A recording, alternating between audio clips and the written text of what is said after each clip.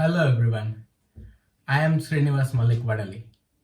I have pursued my BTech in Civil Engineering, MTech in Construction Management, and then PG Diploma way back in 2012. For a decade, I have been practicing project management in the construction industry and very recently cleared my PMP certification exam. After passing my exam, I got more requests to share my experience than congratulations. So after getting several requisitions to know this experience, I thought of making this PMP exam experience brief video for the benefit of my fellow PMP aspirants and project management enthusiasts. I wish to name my video Clear Your Clutter to Clear PMP. You will know why I want to say that shortly. Many people had a question about whether to give the exam at the test center or online from home. Well, I have given my test in online proctored mode. Actually, I wasn't getting the slot at nearby test center. So I had to settle for this. Even I had so many questions about the online exam mode. But believe me, the process is absolutely hassle-free and user-friendly. There are a couple of system checks which you need to run prior to taking the test. And I have increased the speed of my internet connection prior to exam just to be doubly sure. If there is one challenge which I faced during the test, it is the position of sitting. Like now I am talking, I'm looking this side, I'm looking this side, I'm looking into the camera. This is what I'm doing. But there during the exam, there is a red rectangle on the screen. You have to be almost at the center of it for the entire duration of the exam. Like if I'm looking at the camera, I need to look into it for the entire duration of the exam. So the moment you are a little bit out of it or even change your angle of sitting by a few degrees, your exam will automatically pause and you will receive a warning message on your screen. I'm emphasizing on this because in today's world, thanks to ease of availability of gadgets, we are constantly changing our gaze from a desktop to laptop to mobile to pad, and that self-control to having a fixated view is almost lost. And also some questions are lengthy, which makes you feel drowsy and you go out of that red rectangle. This particularly happened with me. I was reading and I was doing like this and it got paused. So if you are opting for online proctored exam, I suggest that you need to simulate the exact exam conditions during the practice test to cope up with this requirement. I have used a mix of materials both from online and offline sources. And every now and then I used to read the experiences of others on online forums. That is where I understood that this requirement of sitting continuously for a long period is going to be a challenge.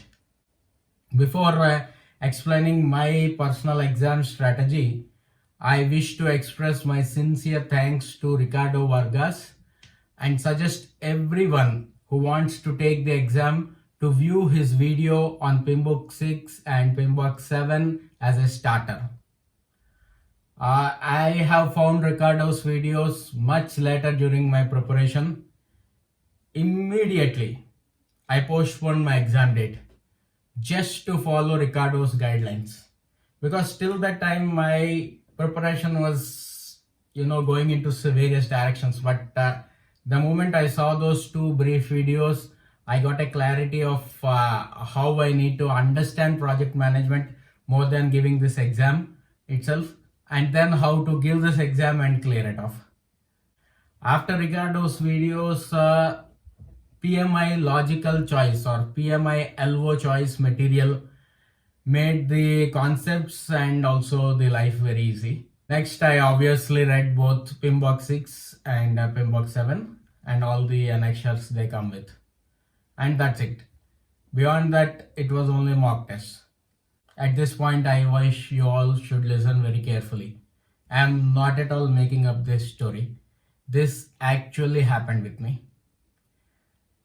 To clear this exam, you will have to wipe the slate clean, wipe the slate of your brain clean.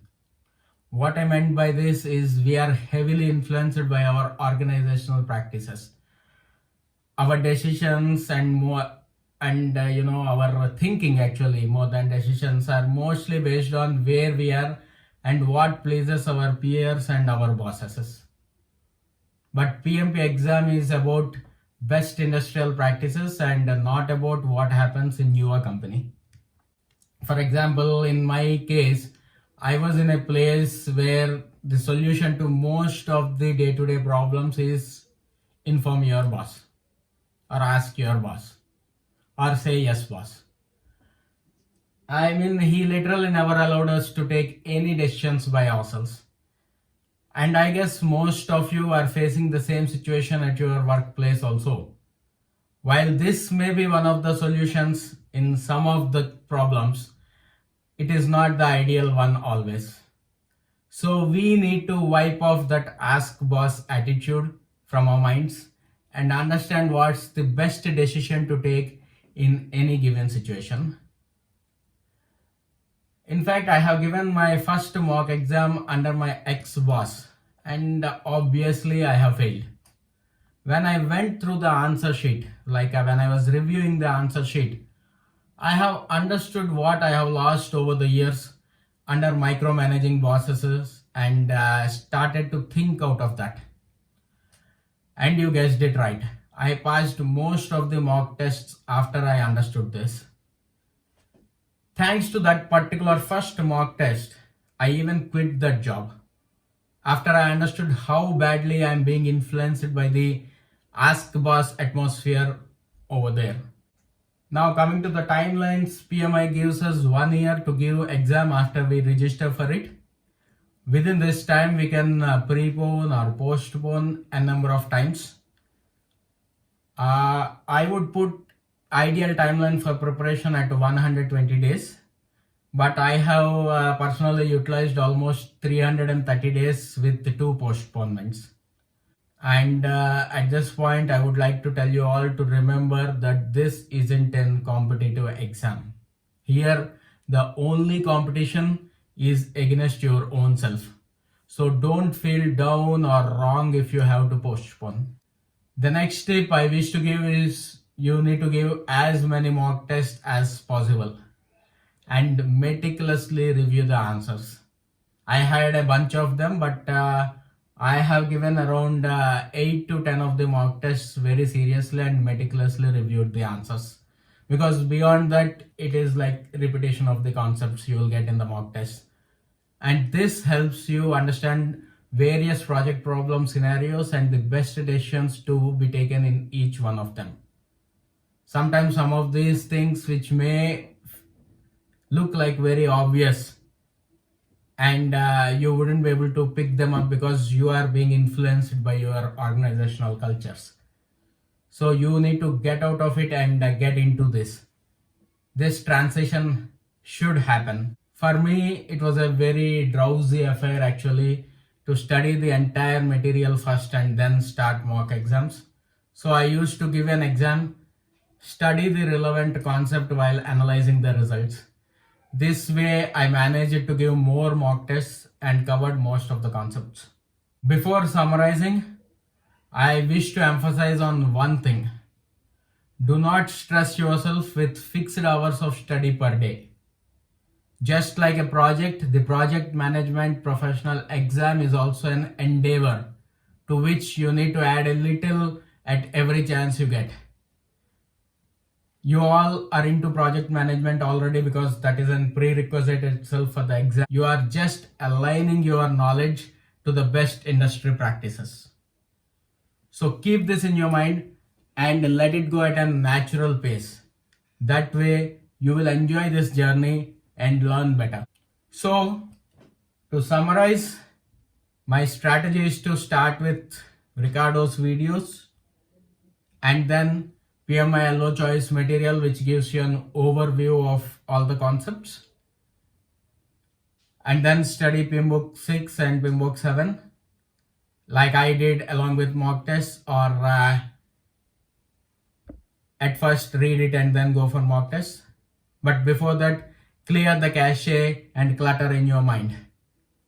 And later fill it with mock tests and concepts in parallel. And practice to sit with a fixed gaze for almost 4 hours without any distractions. That's it.